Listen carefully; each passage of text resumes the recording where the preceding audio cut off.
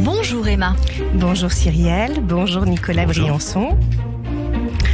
Alors, en cette rentrée théâtrale, parce que c'est une pièce qui a marqué votre carrière et parce qu'elle se joue actuellement au théâtre du Jardin Shakespeare, j'avais envie d'évoquer avec vous, cher Nicolas, l'effervescente beauté du songe d'une nuit d'été. Alors, quand les humains s'endorment, eh bien, ce sont les elfes qui s'éveillent. Mais rentrons un peu dans le vif du sujet. Cette comédie en 5 actes de Shakespeare présente une histoire complexe. Quand la pièce démarre, c'est la folie aux portes d'Athènes. Une nuit, 2 couples contrariés dans leurs amours fuient dans la forêt. Hermia aime Lysandre, mais elle est malheureusement promise à Démétrius qui la poursuit. Lui-même est aimé d'Héléna qu'il refuse. Ajoutons à cela une troupe d'acteurs amateurs qui répètent en secret une pièce de théâtre, les disputes rocambolesques d'Oberon et de Titania, les gardins des elfes et des fées, et nous obtenons une pièce virevoltante et lumineuse où le charmant Puck, lutin d'Oberon, profite de cette virée nocturne pour accomplir ses malicieuses supercheries.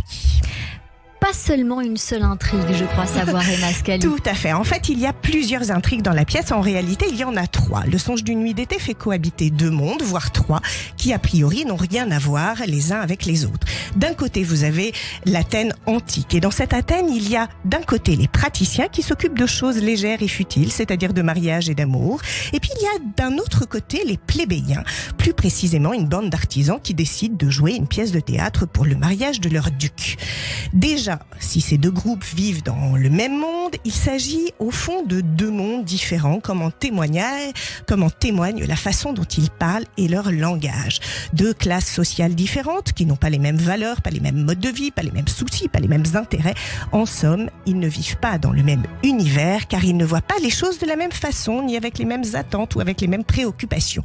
Ce qui meut les uns, c'est l'amour, ce qui meut les autres, c'est le travail, l'entraide, la solidarité et l'amitié. Si on suit bien ce que vous dites, Emma Scali, quel que soit l'angle, la pièce finalement pose la question de l'amour, mais sous une forme et sous une autre. Voilà, moi je dirais ça à peu près, Cyrielle. En fait, dans l'œuvre, la présence des plébéiens a 2 fonctions essentielles. La première, introduire une dimension vulgaire au sens fort du terme, j'ai envie de dire, à la fois ordinaire et trivial. En fait, le vulgaire, eh bien, c'est la vie, comme un contrepoint à l'amour, tellement céleste, aérien. Et face à l'abstraction de l'amour, eh bien, eux, ils réintroduisent le corps. Mais le songe, c'est aussi une pièce de théâtre dans le théâtre.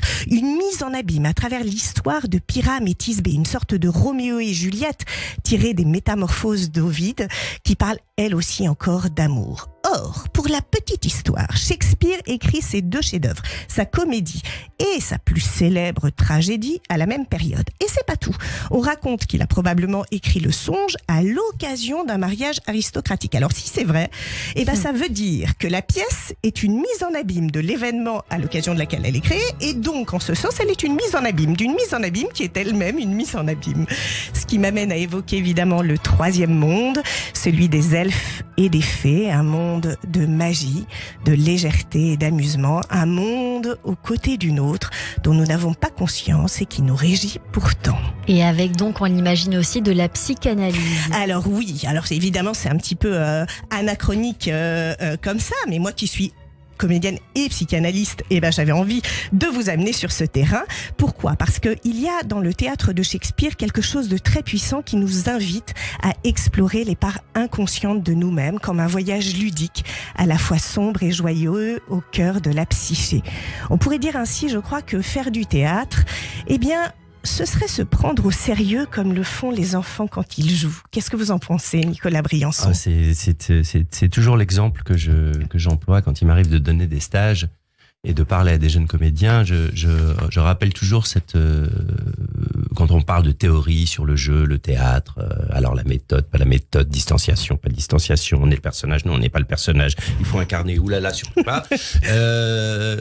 Peter Brook a un mot merveilleux dans L'espace vide, qui est sans doute son plus beau livre sur le théâtre. Il finit L'espace vide en disant « Jouer est un jeu ». Ouais. Jouer est un jeu. Cette phrase-là, il faut se la répéter, elle résume tout, elle dit tout, et elle raconte aussi l'enfance, elle raconte les cow-boys et les Indiens. Et quand un môme joue aux cow-boys et aux Indiens, il est à fond dans son histoire. Et puis s'il tombe et qu'il se fait mal au genou, il pleure, il dit « je me suis fait mal ». le personnage ne l'envahit pas pendant 15 jours derrière. Il n'est pas devenu le cow-boy, il joue le cow-boy. Voilà. Eh ben, je crois que dans le songe d'une nuit d'été, avec ces elfes et cette magie qui est là, eh bien, on retrouve un peu ça, en fait, de la folie, du charme, de la magie. Et finalement, eh bien, c'est l'âme qui agit et la magie qui opère. Et pour finir, un peu de musique, je crois, Emma. Oui, j'avais très très envie de finir avec cette marche nuptiale qui est composée par le jeune Mendelssohn qui compose son œuvre Le songe d'une nuit d'été à l'âge de 17 ans à peine. Et il me semblait joli pour achever cette chronique de finir avec ces quelques notes de musique. Merci beaucoup Emma Scali. Je rappelle que Le songe d'une nuit d'été se joue encore jusqu'à la fin du mois, les week-ends à 17h dans une mise en scène d'Anthony Jeanne au théâtre de Verdure du Jardin Shakespeare qui porte si bien son nom et qui se situe au Pré-Catelan. Et vous Emma, vous avez en préparation un seul en scène. On a hâte, je me permets de vous le dire. Et on vous retrouve bien évidemment sur Emma Scali officiel. On viendra vous voir. Merci Emma. Merci.